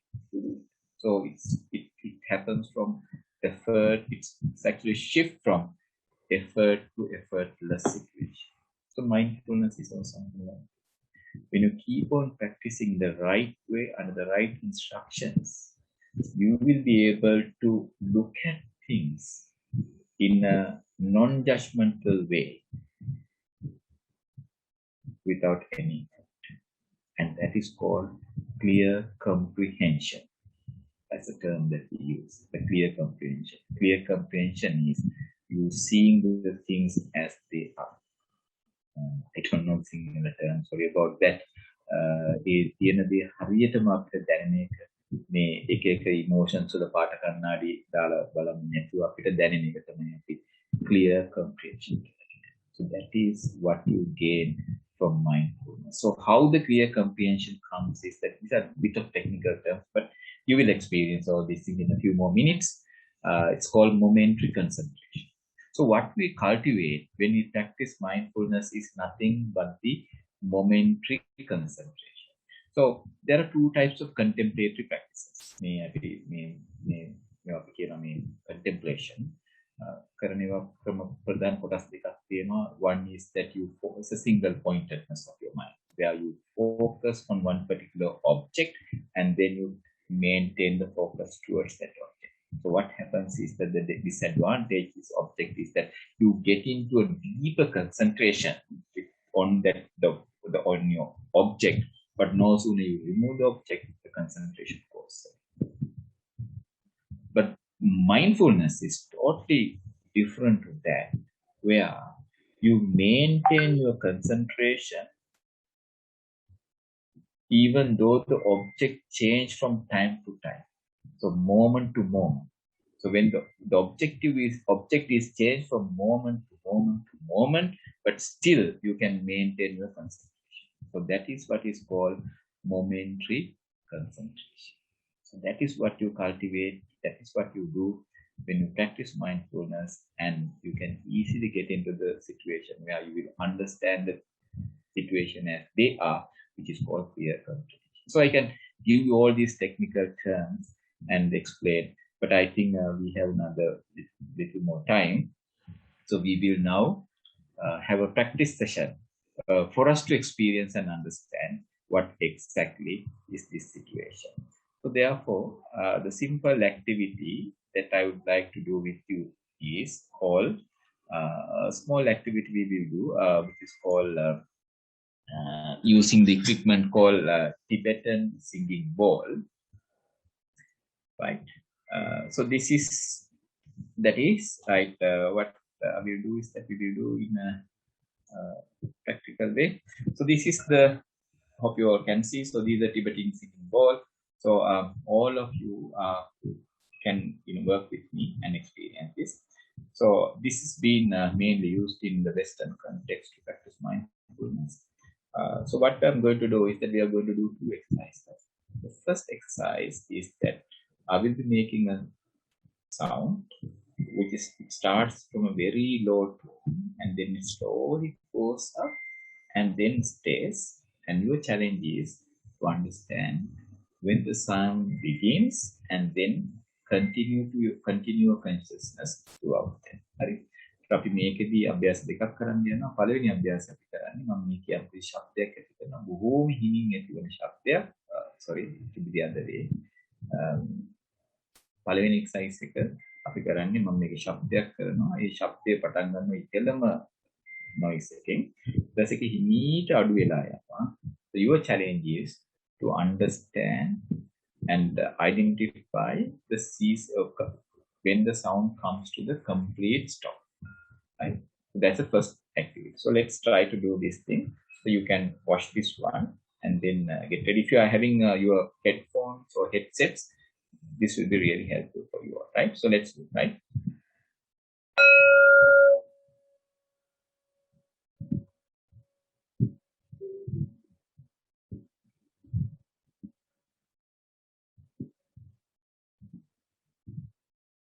Right.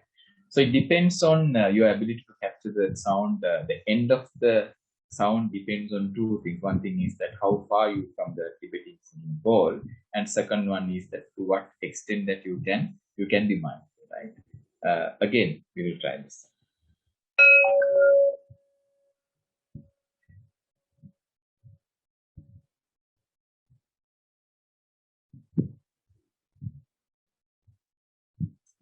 Right.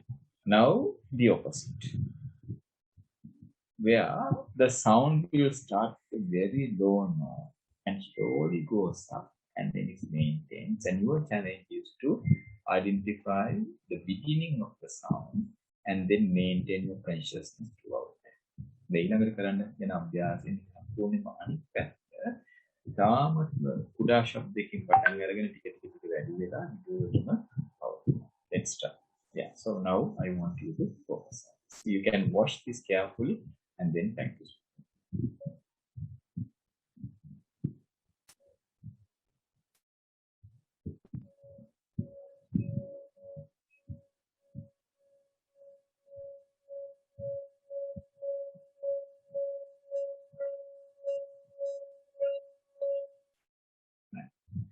So this is a simple tool with which that you can practice, which is called Mind Jar.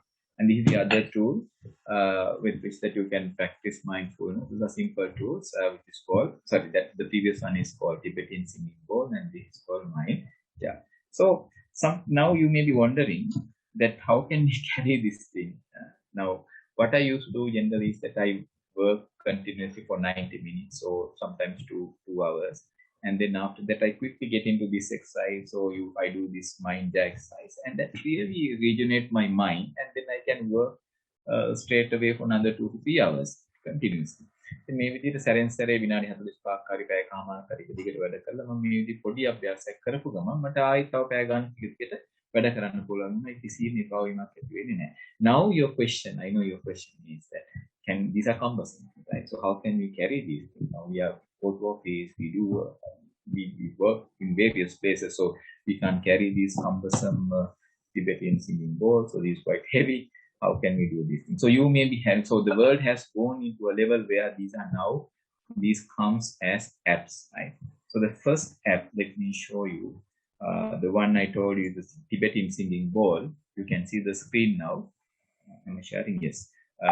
you can easily go to, if you're using your iPhone or a smartphone, there's an app, free app. You just type the Tibetan singing bowl and you can download it, right? So then while having your headphone on, you can practice this. And this one, if you go to Google, you can find Mindja also there. So it's a simple video where when I run it, you can see the entire exercise. So you can do the exercise with me again.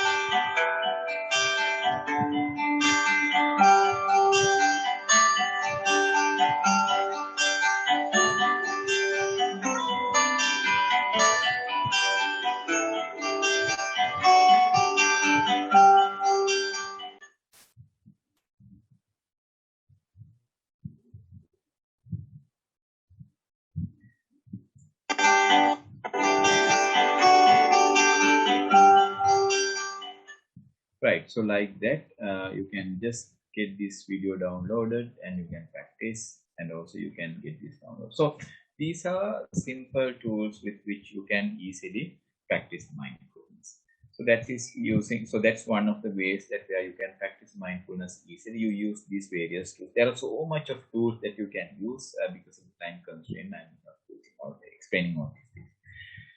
So I told you මම පටන් ගන්නකොට ක්‍රම තුනක් තියෙනවා කියලා මම සතිමත් බය පුහුණු කරන්නේ මේ ක්‍රමය.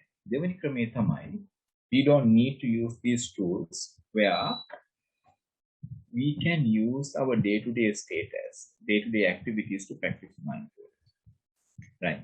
Now, one of the main issues or the main problem or main complaint that everyone says is that when you want to practice mindfulness, I do not have time to do this. ගොඩාක් අය කියන දෙයක් තමයි මේ සතිමත් භාවයේ පුහුණු කරන්න ඕන කිව්වට පස්සේ ඒක කරන්න මට වෙලාවක් නැහැ. How can you find the time? Now, if you really look at your day-to-day activities from the morning to evening, there are so much of occasions, situations where we can practice mindfulness. උදේ නැගිට වෙලාවෙ ඉඳලා හවස් වෙනකම් ගොඩාක් අවස්ථාවන් තියෙනවා අපිට සතිමත් භාවයේ. Can I see a little bit of interaction? What is the first thing that you can see? Can I have some answers from the chat to the chat box, personally or directly to me or to the entire group? What is the first thing that you can do to practice mindfulness? The first thing we get up, right? So, what is the first activity with which, the foremost activity with which we can practice mindfulness? Can I see some answers through the chat box? Yeah, the first activity. Let's do a little bit of interactiveness, and then we can move into the next section. So then it's very easy for you to do this thing. So what is the first thing with which reduced workload cannot be done? Thank you so much for this. So reduced workload cannot be done right from the beginning. Actually, I'll tell you, it happens the other way. So you can increase your workload if you're really mindful. So reducing the workload is not the exact thing. So what I'm asking is a very simple thing. Sometimes you may not be thinking that this is the thing that I was looking for. What is the first thing that you can do to practice mindfulness? ඉතින් නැගිට ගමන් කරන්න පුළුවන් immediatelyම කරන්න පුළුවන් දේ මොකද්ද? සතිමත් භාවයේ පුහුණු. Any examples? Oh, fantastic. Devini, Disanayaka. Thank you so much. Thank you so much. Arranging my bed with patience. Superb. You go to YouTube, right? Now, that is why I really want you to now, generally, our habit is that when someone is from the foreign country saying that we do this thing. So because mindfulness is in our culture, and now why we are looking from the Western country people to come and say all these things, right? Now, as you all are from universities, just go to a YouTube video if I remember correctly, his name is Admiral, one of the admirals, and who has been invited to give the graduation talk. And if I'm not mistaken, the university is Boston University. Admiral McLaren's. Yes. So you can find this in the YouTube, right? YouTube එකේ video එකක් තියෙනවා Admiral McLaren's Boston විශ්වවිද්‍යාලයේ උපාධි ප්‍රදානෝත්සවයේදී කරන කතාව. Go and check. Right? So the line he says is that if you want to change the world, first make your bed when you get up. And then even though the entire day is ruined, when you come back to your bed in the night, you will still feel happy that you have a bed. You have a bed which has been made for you to sleep. Make ඇත්තරම කරලා බලන්න.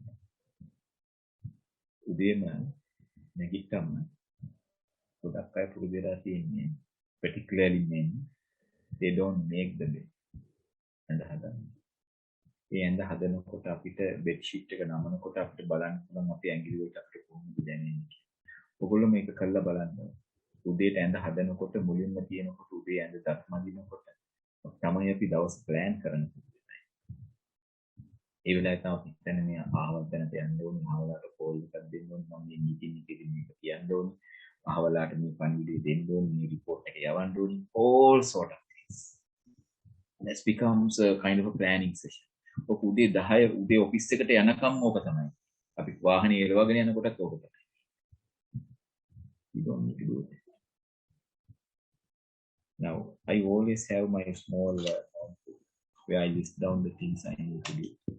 And then I listed down, and then before I go to bed, I ensure that I listed down everything that I need to do tomorrow. And then when you have this written in a piece of paper, you know for a fact that you will not forget those things. And then you do not need to continuously think about it. So then I get a මතක් වෙන්නේ මගේ අද work load එක ඉවර කරන්න කොහොමද කියලා. මේවට මොනවා කාටද කතා කරන්න. But what happens is that when you written it down in a piece of paper, we don't need to think about it. And also, by making the bed, we can start our first mindfulness session. In making the bed, when you're folding your bed sheet, you can be conscious about the way in which your fingers touch the bed sheet. How many folds? And where you keep in the middle of the bed or the end of the bed or just close to the pillow. Everything you will be remember. I still can remember where I have kept my bed sheet in the middle of the bed. And how you make your pillow. And do it. අදරයක් නින්දට යනකොට ලස්සනට හදලා තියෙන මේක කළා බලන්න. මේක ප්‍රායෝගික දෙයක්. ලස්සනට ඇඳට යනකොට ලස්සනට ඇඳ හදලා තියෙනකොට පුදුම සතුටක්. And මේ bed sheet එක හැමතැනම ගිහිල්ලා පොට්ටේ බිම වැටිලා මෙට්ටේ එළියට ඇවිල්ලා තියෙනකොට ඉතින් නිදා ගන්න එන එකත් එතන එපා වෙනවා. So this is what the mindfulness is saying, is that these also are the global leaders part of it. උදේට එයා මේ Vice Admiral Mark Lawrence කියන්නේ ඔබට ලෝකෙ වෙනස් කරන්න ඕන. ඉස්සෙල්ලා ඇඳ හදලා පටන් ගන්න. So that's an opportunity to practice mindfulness. Then you go to your washroom. What do? While you're having the brushing your teeth, your mind is everywhere. And that's a fantastic opportunity for you to practice mindfulness. We spend nearly 10 to 15 minutes, or even the brushing, maybe 2 to 3 minutes. And it's a brilliant opportunity to practice mindfulness. You can be conscious of the way in which that you take toothpaste, brushing the upper part, the lower part, the middle, in and everything. Even when you do this mindfully, you will come to a situation where you don't need to remember. මේ සක්මන් bye පුහුණු කරන්න කියනවා පඩි පෙළක් නැගගෙන ගියා ස්වභාවයෙන්ම අනායාසයෙන්ම මේ පඩි ගන්න නිකම්ම මතකයි මේ ගණන් කරගෙන ඉන්නවා. ඒක ස්වභාවය, it's a characteristics of mindfulness. In Pali, Sakti meaning is Maran. The immediate manifestation is your ability to your memory power.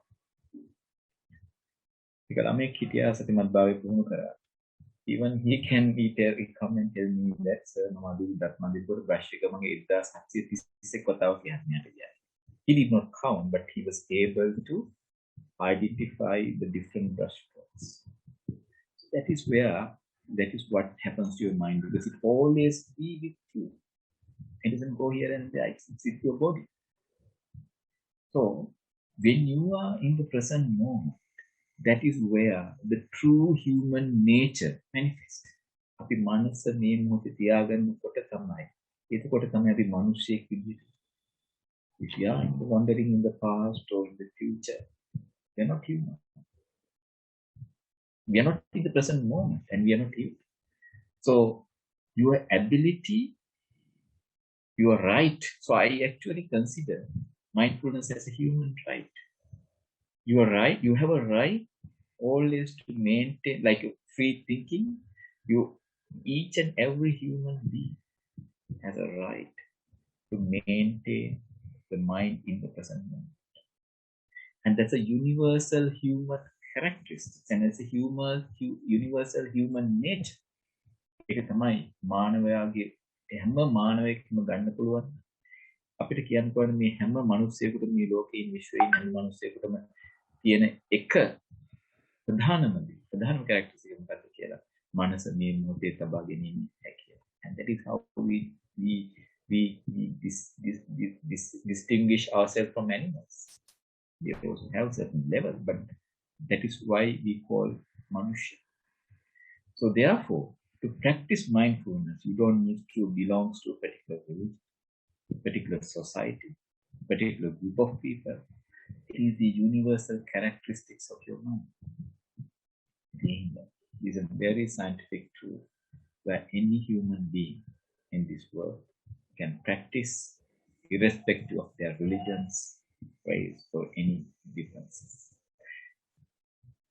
Throughout the day, can you now making bed? Yes, someone has actually mentioned that one. So brushing teeth. Are there any other occasions? I really want you to be direct with me. Are there any other occasions where you can practice mindfulness? Other situations? Can I have a quick list of things? So just everyone to get your thinking right. What are the other occasions with which we can easily practice mindfulness? Any other occasions? Can we have a quick list of these things? We have brushing teeth, arranging bed, reduce workload, is actually planning. Any other things?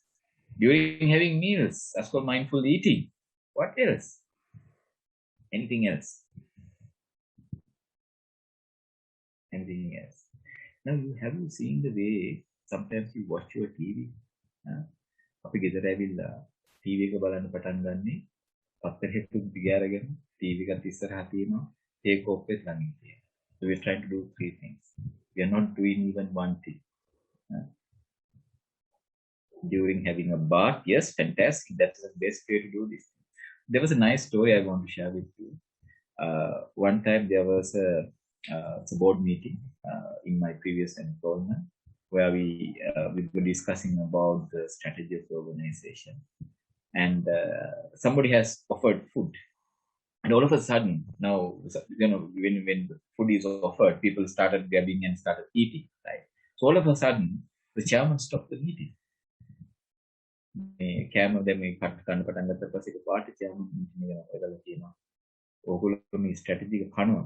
Yes, why? We are having the discussion, we are fully focused. Why you are telling me? He was saying is that strategy. So, because what happens is that when you start eating, the focus goes there, and you're not fully focused on the what you've been discussed. So, අපි හවස ගෙදර ගිහිල්ලා TV එක බලනවා. පත්තරේත් අතර ගන්නවා. ඒක ඔප්පෙත් ළඟ තියෙනවා. ඒක ඔප්පෙන් ටිකක් බොනවා. පත්තරේ ටිකක් බලනවා. TV කියන දේ. You're not focused at all. Even by watching TV, you can be mindful. You can watch that. Or while you're having a cup of tea, you can practice mindfulness. While you are reading the paper, you can practice mindfulness. So there are, if someone says that, is there anything that we can do, we human being can do, under any circumstance, that is to observe the present moment. මේ මනුෂ්‍යයාට මේ ජීවිතයේ ඕනම වෙලාවකදී ඕනම අවස්ථාවකදී කරන්න පුළුවන් එකම එක දෙයක් තියෙනවා. එකම එක දෙයයි තියෙන්නේ. ඒක සතිමත් වෙන්න. අනිත් කිසිම දෙයක් හැමතිස්සම කරන්න බෑ. So during so you have given a list of things. So that's the second way in which that you can practice mindfulness. So you can find ඔය ටික ඔක්කොම එකට එකතු කරාම how many hours do you think? Can I have a quick interaction quickly? අපි ඔක්කොම උදේ නැගිට වෙලා ඉඳලා හදන එකේ ඉඳලා වොෂුම් එකට යන එකේ ඉඳලා ඊට පස්සේ මීල් එක ගන්න වෙලාවෙ ඉඳලා ඊට පස්සේ සමහරක් කටට ගෙදරින් දොර ඇරගෙන එළියට ගිහලා වාහනේ නගිනකම් සතුටුමත් ඇවිදගෙන යන්න පුළුවන්. ඊට පස්සේ වාහනින් බැහැලා තමන්ගේ කාර්යාලයට නිකන් සතුටුමත් ඇවිදගෙන යන්න පුළුවන්. We can do all these things. ඒතර ඔය ටික ඔක්කොම එකට එකතු කරාම නිකම්ම ටයිප් කරන්න බලන්න මේ chat box එකේ පැය කීයක් විතර අපිට සතුටුමත් භාවය පුහුණු කරන්න හම්බෙයිද කියලා. How many hours do you think? Can I quickly see your responses?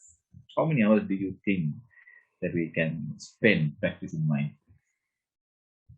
Any guesses? Be fast, be quick. We don't have much time. Make a type කරන්න. එතන වෙලාවක් විතර අපිට තියෙන්නේ.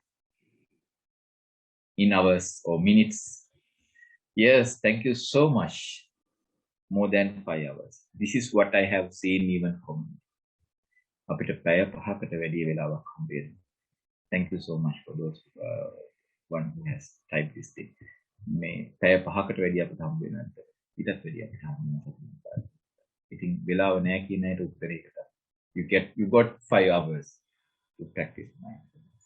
Now the last point or last thing in our discussion today is that I have covered 2 ways using which that you can practice mindfulness.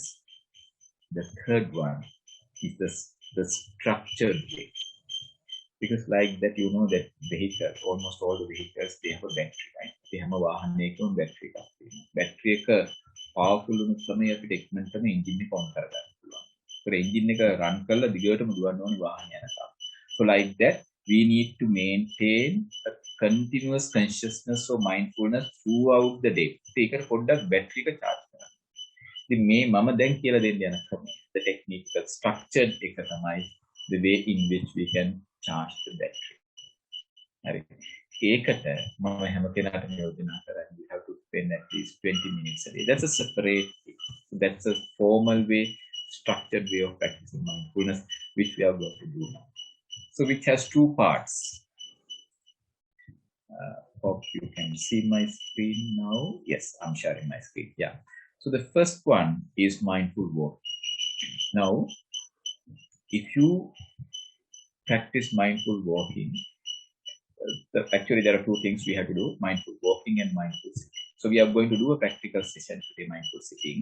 So before that, I want each and everyone to do a bit of mindful walk. So how do you do mindful walking as shown in the picture?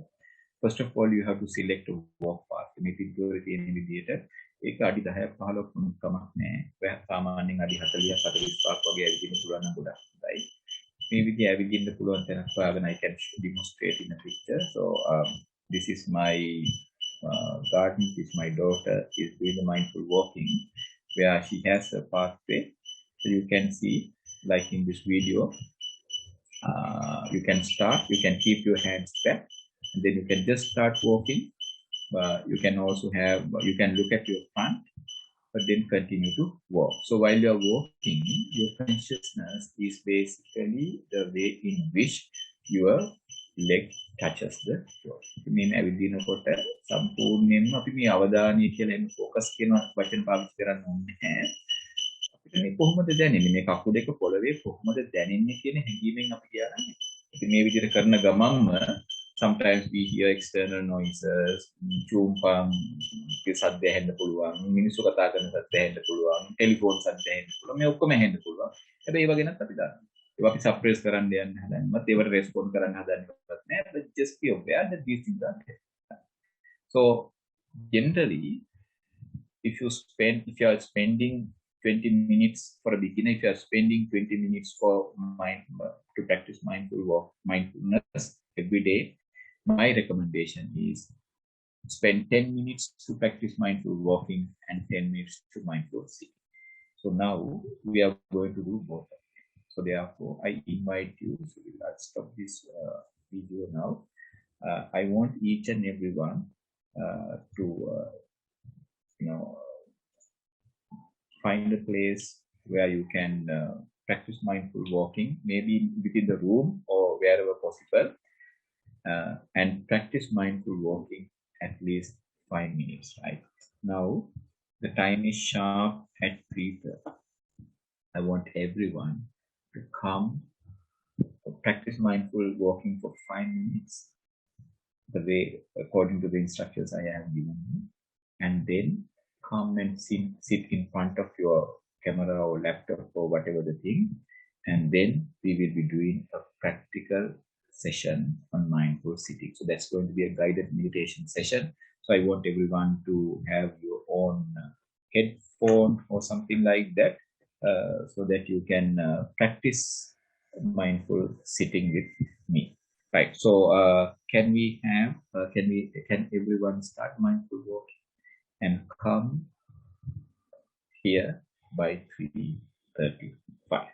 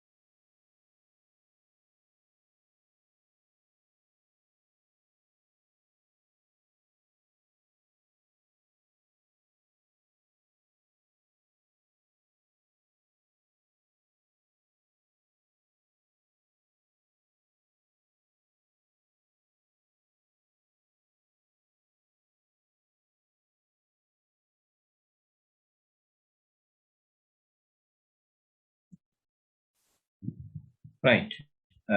It is 3:35. I hope everyone has come after the mindful walking. And the mindful walking is so important because that gives a lot of energy for a proper mindful sitting. Now, what we are going to do is to do a brief session on mindful sitting, right? So first of all, what you have to do is that you need to find, you can take, find whatever the way that you comfortable. If you want full lotus, half lotus, or even if you are sitting on a chair, please ensure that, like in this picture, that you are not, resting on the back of the chair. So you maintain your posture like this, and then with me, just keep your both legs touching the floor and keep your shoulders in parallel and keep your palms on your thighs. And now you are sitting like this, and so we are now sitting like in a very symmetrical way, relaxedly and in a comfortable way. Right? So when you sit like this in a very comfortable way, you may even you started feeling various pressure points of your body. දැන් අපි මේ විදිහටම සමබරව සමමිතිකවම සැහැල්ලුව වාඩි වුණාම අපිටම දැනෙන්න පටන් ගන්නවා අපේ ශරීරයේ විවිධ ගැටෙන ස්ථාන. The way your legs are touching the floor, your weight on the chair, or even your hands on your thighs, and your back straight but relaxed, and sometimes your head and neck, right? So what you're going to do is to just experience those various pressure points. මේ විවිධ ගැටෙන ස්ථාන අපිට දැනෙන්නේ කොහොමද කියලා චුට්ටක් අපි දැනගමු. කකුල් දෙක පොළවේ ගැටෙන හැටි, දෙක සමාන්තරව තියෙන හැටි, දෙකම පොළවේ වදින හැටි, අපේ බර උඩට දැනෙන හැටි, අත් දෙක කලවල තියෙන හැටි, පිට කොන්ද ඍජුව නම් සැහැල්ලුව තියෙන හැටි, ඊළඟ මේ කිසයි බෙල්ල පොඩ්ඩක් එහාට මෙහාට කරලා තියාගන්න පුළුවන් පහසුම විදිහට. Now, what we're trying to do is to experience what is happening right now using our body as an anchor. අපි මේ උත්සාහ කරන්නේ මේ වෙලාවේ අපේ ජීවිතේ මේ පණ ගැහෙනවා කියලා අපි කියන්නේ මේ වෙලාවේ ජීවිතේ පවතින. මේ වෙලාවේ මේ අපේ ශරීරයේ මේ පවතිනකොට අපිට මොනවද දැනෙන්නේ කියලා දැනගන්න තමයි උත්සාහ කරන්නේ. ඉතින් මේ මොහොතේ වෙන දෙයක් ගැන අපි දැනගන්නවා කියලා කියන්නේ we are in the present moment. In other way, it's a guarantee or a certificate or certification that we are in the present moment because all these body it's happening. All these things are happening right now. For example, our pressure points, it's happening right now. We experience them right now. So we are aware. As we are aware, that means that we are in the present moment. Now, what we're trying to do is that we are trying to go a little deeper of our understanding about the present moment. Then චුට්ටක් ඇතුළට අපි අවධානය අරගෙන යන්නේ අපි කොහොමද මේ මොහොත දැනෙන්නේ. So I invite every one of you to close your eyes in a gentle way and slow, so that we can go a little bit deeper in the present moment. Then in a නිස්කලංකව වාඩි වෙලා ඉන්න ගමන් ඇස් දෙක තියාගෙන අපිට මනසෙන් දකින්න පුළුවන් අපේ ශරීරය මේ මොහොතේ වාඩි වෙලා ඉන්නේ. Can experience the way you are sitting. And you can be conscious of your various pressure.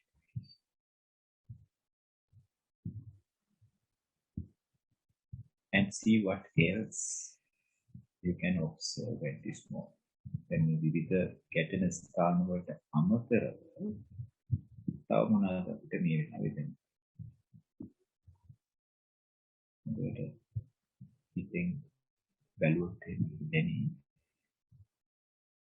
සෑම ශ්වසන වාරයක් පාසාම උදර කුහරය සෞරස් කුහරය ඉදිරියට සහ පිටපසට සමහරක් වෙලාවට හුස්ම ඇතුළට සහ එළියට එන හැටි අපේ නාසයේ කෙළවර දැනෙනවා. So you may experience the rise and fall of your abdomen and the chest. Sometimes the in breath and the out. So that means that we are going further deep into the present moment. because these things are happening right. See what else you can experience.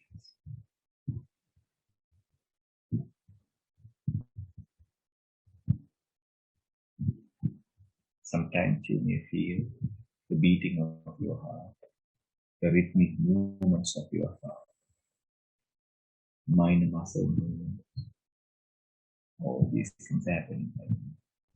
Come,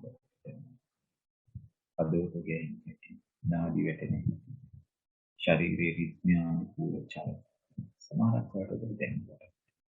ඒක ගැන දැනෙනවා.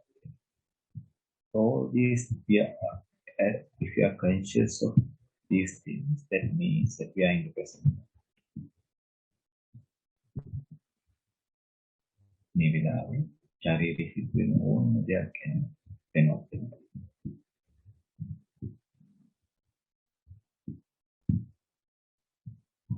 මේ සිද්ධ වෙන දේවල්, මේ ශරීරයේ සිද්ධ වෙන දේවල් අපි විශේෂ උනන්දුවකින් නෙමෙයි බලන්නේ, අපි ඒක පේන විදිහට අපි දැනගෙන ඉන්නේ.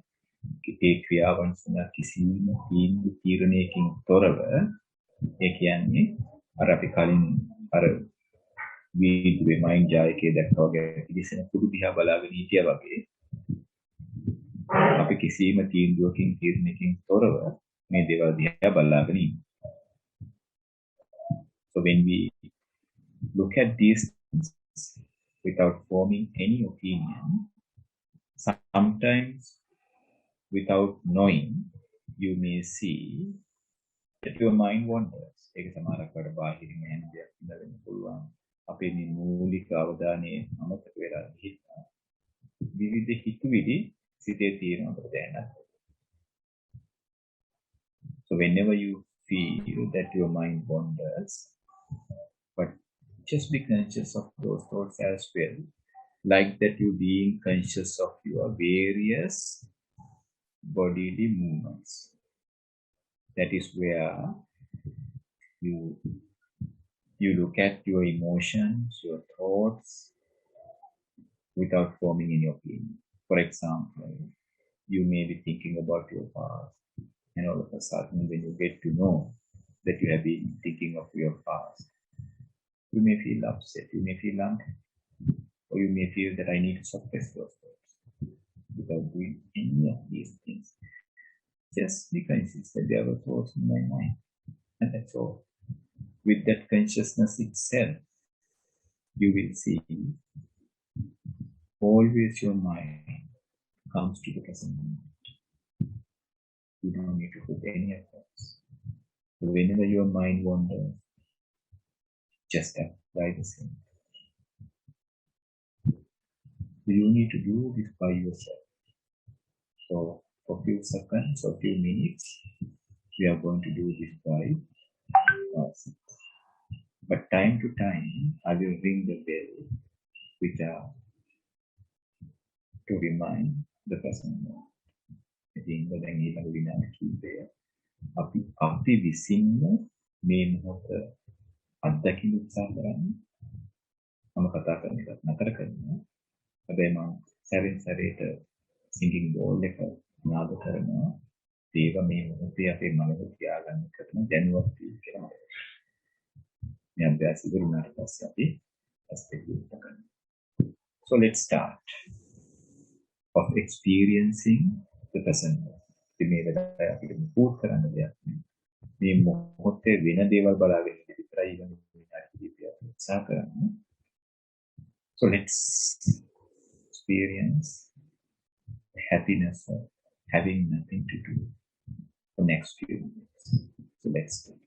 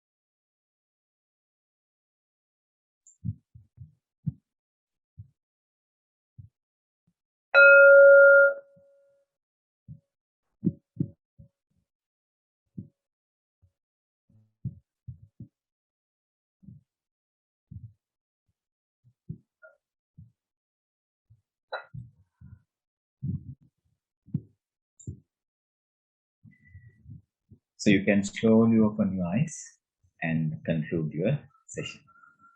So thank you very much. So that is a brief session where we practice mindfulness. So I have just shared you the link to my YouTube channel where I have posted some guided meditation sessions as well as almost all these tools where you can go and get them download and then practice. මේ YouTube channel එකේ guided meditation session එකකුත් ඒ වගේම tools ඔක්කොම ටික videos විදියට තියෙන. ඉතින් ඔබට පුළුවන් ඒව download කරගෙන පුහුණු කරන්න. Now the last point. Now I gave you various reasons why we should do mindfulness, practice mindfulness, and why it is so beneficial. The last point that I want to use maybe 1 or 2 minutes to explain you why we are benefited and the science behind it. We also have done some research, but I just want to share only few slides just to ensure that you understand the science or the scientific aspect of benefits of mindfulness. Now, I'm sharing my slides again. Now, this is Professor Richard Davidson, who is a professor in psychiatry and psychology from the University of Wisconsin. So he has done a lot of research in this field where he has looked at the functional MRI scannings of meditative mind. So he has basically got down some mindfulness practitioners, or in this case, is venerables who came from Tibet, and then he has studied the changes in their mind.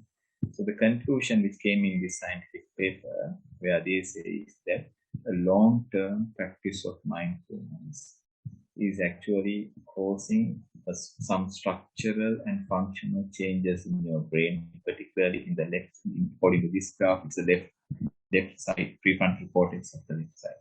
So you all know that the prefrontal cortex is an area where which governs the high order functions.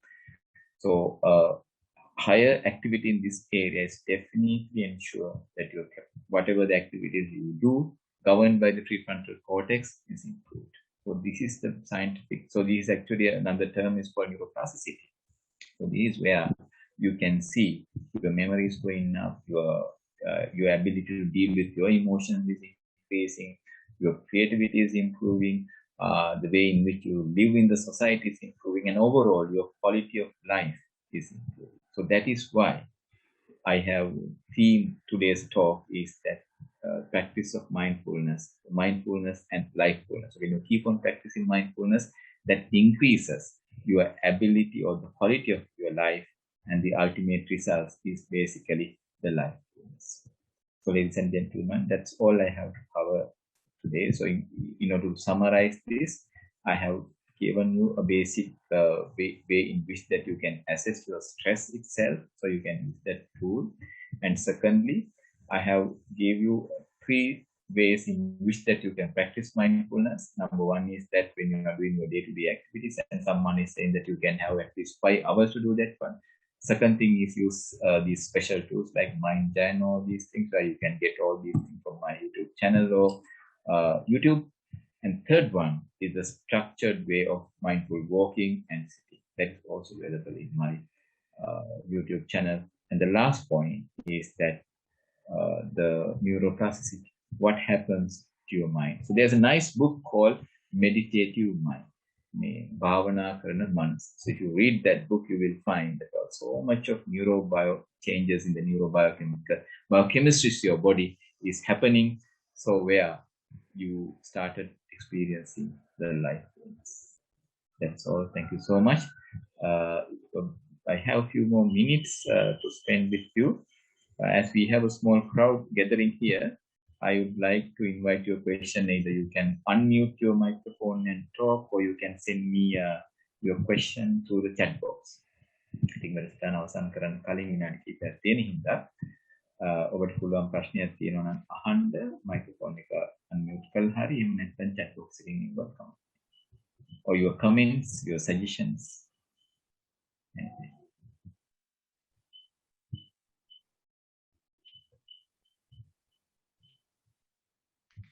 If you want to ask anything personal, you can send me as a direct message, or otherwise you can direct it to the entire team. Anything that you want.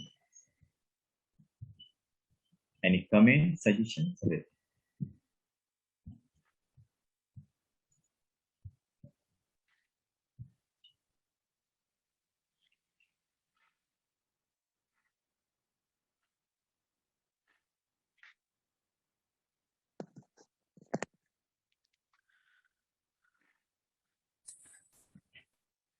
Sir, can I ask a question, sir? Yeah. Please go ahead. Thank you, sir. Sir, how mindfulness affect the neurological health? Is there any relationship between the neurotransmitter function of the brain and mindfulness improvement? So is there any connection, sir? How we can achieve a good neurological function in the human body by achieving a proper level of the mindfulness? Thank you very much for your question. I recently wrote an article as a guest editor to the newsletter published by the Institute of Chemistry. If I'm not mistaken, you are a medical student, so you can send me WhatsApp your message. So the title of that article is Molecules of Thoughts. Now, based on my basic research, what I found is that when we have a thought, there's a series of neurobiochemical changes happens, and there are specific molecules which are specific for each and every thought. And that is how the thought become an action because of the series of molecules, a cascade of I do biochemistry, so it's a cascade of neurobiochemical mechanisms where it finally leads to a series of actions. And if you have a very good understanding about the way in which your mind works, you can deal with all these chemicals. For example, there are so many research they have shown that when you are under stress, your cortisol level is high, and which is actually a catabolic hormone. And also there are so much of research they have found that when you are in a high status of mindfulness, the chemical called factor P is very high. So that is, it's called feel good factor. And there are situations where we feel good, we feel happy, where certain situations we feel unhappy, and we feel it to our body, right? So that's mainly based on the biochemical thing. So I will just send you a WhatsApp message. I will send you that article. You can read it. So which is called Molecules of Thought. So these are new research findings. So that is what we do. Research we do with our center for mindfulness research and practices to understand. No one has done those research in the world. So to understand how our neurobiochemistry impacts when we practice mindfulness. Thank you so much for that question. And I think Dr. Sajit also asking a question, right? Yeah, if somebody wants to contact Thank you, you sir. directly, sir, would you mind putting your mobile number on chat or email number on the chat, sir? Yeah, I have been putting my file.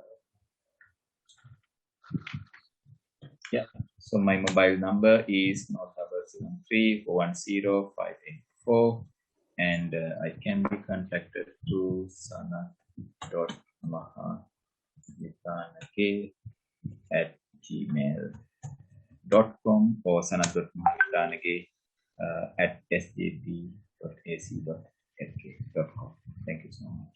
There was another question came. Sir, can I practice mindfulness? But sir, I have a problem with applying it into my studies. Can you give us advice? Yes, sir. I don't know what the problem that you have been applying it to studies, but actually, what I see is that when students they are not mindful, you start reading a book and then you read 2-3 sentences and then your mind start wanders. So my suggestion to you is that before you take the book and if you start reading, just practice mindful walking or just practice mindful sitting using the guided video that I've shared with you, and then start studying. And in many universities, in foreign universities particularly, there's a small space called mindful space where the students can go and practice a little bit of mindfulness and then they can study. So try to practice mindfulness, at least mindful walking. It can be practiced by anyone without any guidance easily before your studies, and you will see that your ability to remember and also your capacity is improving. Sometimes you may feel that I may have to spend 3 hours or 4 hours, but now I can finish everything within 1 hour or 2 hours, etc. Thank you for that question. Any other questions, queries?